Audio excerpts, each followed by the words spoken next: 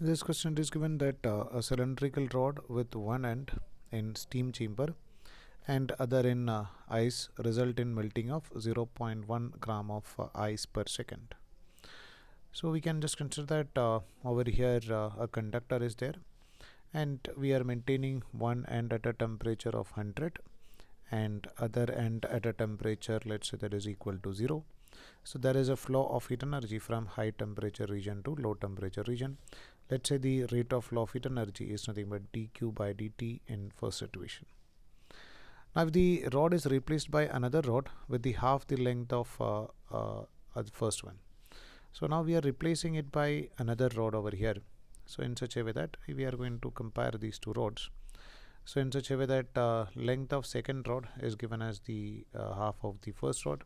So let's say if this length is L, so this we can take it as something but L divided by 2.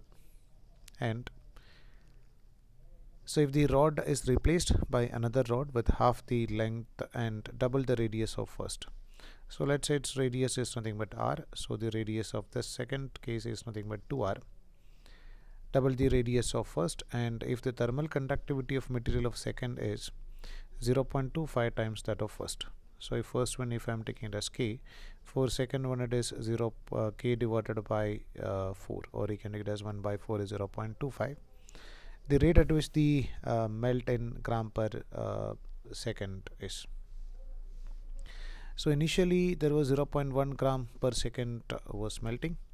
Now we can find out what happened to the rate of flow of heat energy. So we know that this rate of flow of heat energy is dq by dt is Ka delta T divided by L.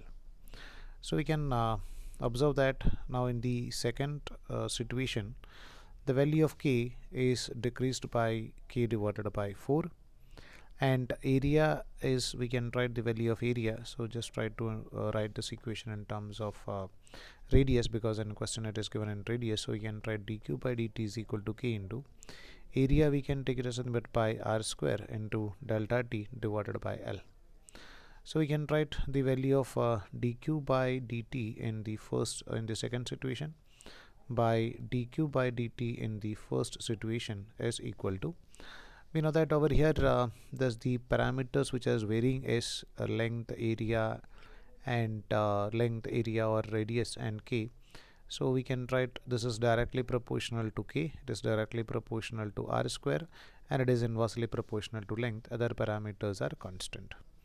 So we can write this is in the k in second situation by k in first situation into r in second situation by r in first situation, the whole square into, it is inversely proportional to the value of length. So we can write it as L1 divided by L2. Now we can just substitute the values. K in second situation is K divided by 4, and first situation if it is K, and radius in second situation is 2r, and first situation it is r, and radius in first situation is r, and radius in length in first situation is something but L, and the radius in second situation is L divided by 2. So we can observe that this L get cancelled, this R get cancelled, this K we get cancelled. The remaining thing is 1 divided by 4 into the square of 2, which is nothing but 4 into the value of this 2 is going to be moved to the numerator. So this 4 and 4 get cancelled, so this will be equal to 2. So you can write the value of dq by dt in second situation is 2 times of dq by dt in the first situation. So you can write is 2 times of dq by dt in the first situation is given as something but it is equal to 0. Or it is utilized for melting 0.1 gram of ice. So now it is going to increase by 2 times, so it is we're going to melt 0.2 gram of ice per second.